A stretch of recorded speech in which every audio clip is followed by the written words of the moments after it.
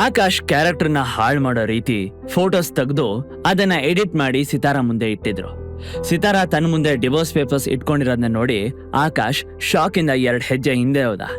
ಏನೋ ಹಾಗ್ ನೋಡ್ತಾ ಇದ್ಯಾ? ನೀನು ಬಂಡವಾಳ ಬಯಲಾಯ್ತು ಅಂತ ಶಾಕ್ ಆಯ್ತಾ? ನಿನ್ನೆ ರಾತ್ರಿ ನೀನು ಪಾರ್ಟಿಲಿ ಅನನ್ಯ ಜೊತೆ ನಡ್ಕೊಂಡಿರೋದು ಅಲ್ಲಿರೋ CCTV ಫುಟೇಜ್ ಅಲ್ಲಿ ಕ್ಯಾಪ್ಚರ್ ಆಗಿದೆ. ಆದ್ರಿಂದಾನೆ ನಾನು ಈ ಫೋಟೋಸ್ನೆಲ್ಲ ತಗೊಂಡ್ ಬಂದೆ ಅಂತ ಕೀರ್ತನ್ ರೇಗ್ದ. ಆಗ ನಂದಿನಿ ಜೋರಾಗಿ, ಸರಿಯಾಗಿ ಮಾಡ್ದೆ ಕೀರ್ತನ್, ಇಲ್ಲ ಅಂದಿದ್ರೆ ಈ ವಿಷಯ ಯಾರಿಗೂ ಗೊತ್ತಾಗ್ತಾನೆ ಇರ್ಲಿಲ್ಲ. ಇವನೊಬ್ಬ 3rd ಕ್ಲಾಸ್ ಅಂತ ನಾನು ಎಲ್ರಿಗೂ ಹೇಳ್ತೀನಿ. ನಾಳೆನೆ ನನ್ನ ಗಂಡ ಊರಿಗೆ ಬರ್ತಾ ಇದ್ದಾರೆ. ಯಾರಿಂದ ಈ ಮದುವೆ ಆಯ್ತೋ ಅವರಿಂದನೇ ಇವರ ಸಂಬಂಧಕ್ಕೆ ಅಂತ್ಯ ಹಾಡ್ತೀನಿ. ಈ ನಾಯಿನ ಮನೆಯಿಂದ ಒದ್ದು ಆಚೆ ಹಾಕ್ತೀನಿ.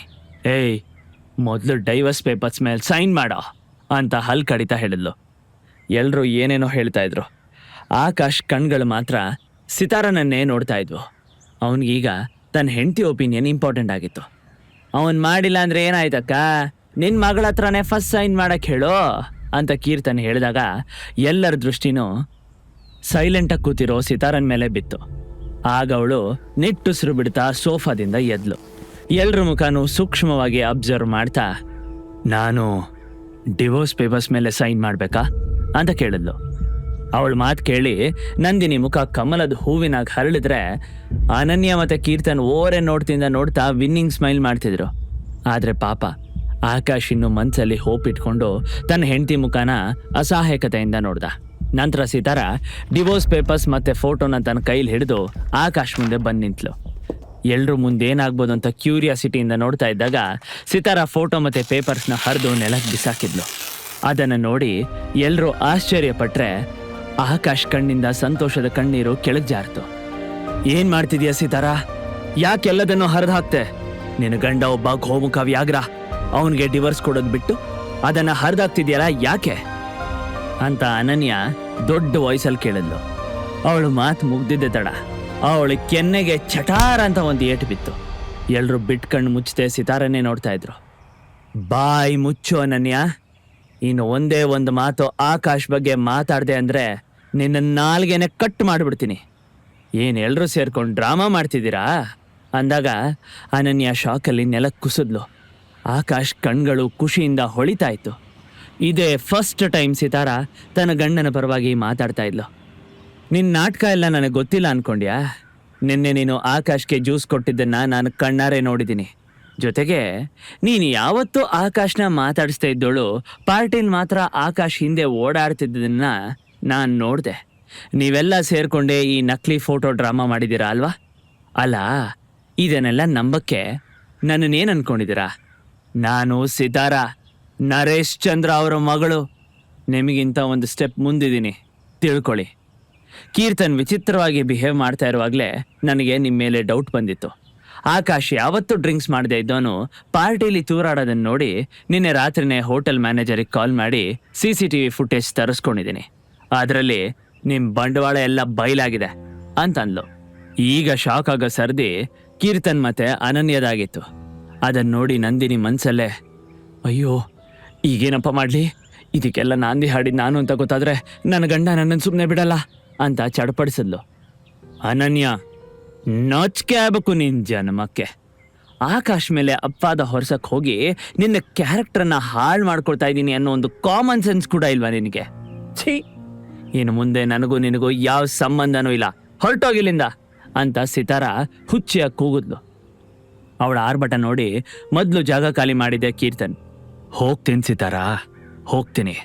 ಆದರೆ ಹೋಗೋಕ್ಕೂ ಮುಂಚೆ ನಿನ್ನ ಬಿಸ್ನೆಸ್ನ ಸರ್ವನಾಶ ಮಾಡಿ ಹೋಗ್ತೀನಿ ಅಂತ ಅನನ್ಯ ಮನ್ಸಲ್ಲೇ ಅನ್ಕೊಳ್ತಾ ಸಿಟ್ಟಿಂದ ಆಚೆ ಹೋದ್ಲು. ನಂತರ ಸಿತಾರ ಆಕಾಶ್ ಹತ್ರ ಹೋಗಿ ಎಲ್ಲರ ಪರವಾಗಿ ನಾನು ಸಾರಿ ಕೇಳ್ತೀನಿ Akash, please don't mind, I trust you ಅಂತಷ್ಟೇ ಹೇಳಿ ಅಲ್ಲಿಂದ ರೂಮಿಗೆ ಹೋದ್ಲು. ಕೊನೆಯಲ್ಲಿ ಹೇಳಿದ ಮಾತು ಕೇಳಿ ಆಕಾಶ್ ಮನಸ್ಸಿಗೆ ತುಂಬ ಸಂತೋಷ ಆಯಿತು. Thanks for trusting me Sithara, ನಾನು ನಿನ್ನ ನಂಬಿಕೆನ ಉಳಿಸ್ಕೋತೀನಿ ಅಂತಂದ.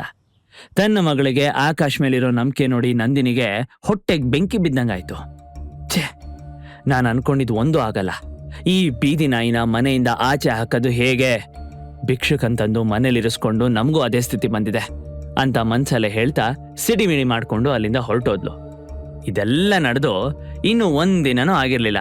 ಅಷ್ಟರಲ್ಲಿ ಸಿತಾರಾಗೆ ಆಫೀಸಿಂದ ಒಂದು ಮೇಲ್ ಬಂತು. ಅನನ್ಯ ತನ್ನ ತಂದೆಗೆ ಹೇಳಿ ಸಿತಾರಾಗೆ ಸಿಕ್ಕಿರೋ ಟೆಂಡರ್ನ ವಾಪಸ್ ಅವಳ ಕಂಪ್ನಿಯಿಂದ ಕಿತ್ಕೊಂಡಿದ್ಲು. ಇದರಿಂದ ಅವಳ ಕಂಪ್ನಿಗೆ ತುಂಬಾ ಲಾಸ್ ಆಗಿತ್ತು. ಇದೆಲ್ಲ ಆಕಾಶಿಗೆ ಗೊತ್ತಾಗ್ತಿದ್ದ ಹಾಗೆ ಅವನು ಗಾಬರಿಯಿಂದ ಸಿತಾರಾ ರೂಮಿಗೆ ಬಂದು, ಐ ಆಮ್ ಸಾರಿ ಸಿತಾರಾ, ಇದೆಲ್ಲ ಆಗಿದ್ದು ನನ್ನಿಂದ.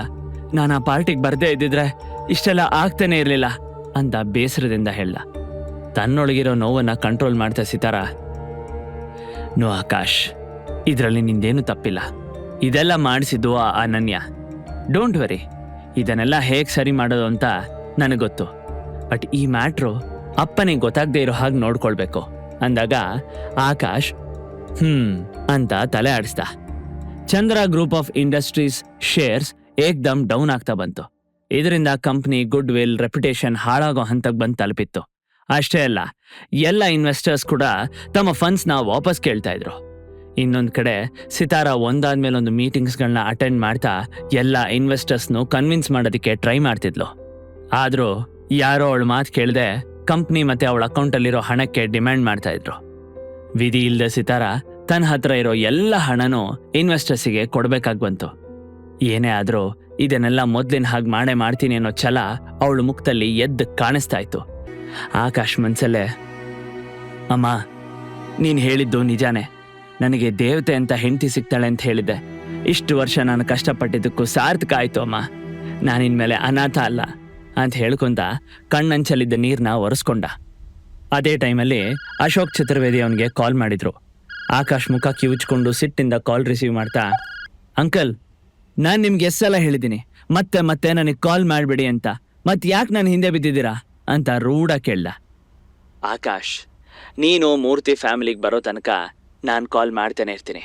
ನೀನು ಆದಷ್ಟು ಬೇಗ ನನ್ನ ಹತ್ರ ಬಂದೇ ಬರ್ತೀಯ ಆಕಾಶ್, ಅದು ನನಗೆ ಗೊತ್ತು. ನೋ, ಸಾಧ್ಯನೇ ಇಲ್ಲ. ನೀವು ತಿಪ್ಪರ್ಲಾಗ ಹಾಕಿದ್ರು ನಾನು ಆ ಮನೆಗೆ ಕಾಲಿಡಲ್ಲ. ನಾನು ಸಾಯೋ ಸ್ಥಿತಿ ಬಂದರೂ ಪರವಾಗಿಲ್ಲ, ಅಲ್ಲಿಗೆ ಮಾತ್ರ ಬರಲ್ಲ.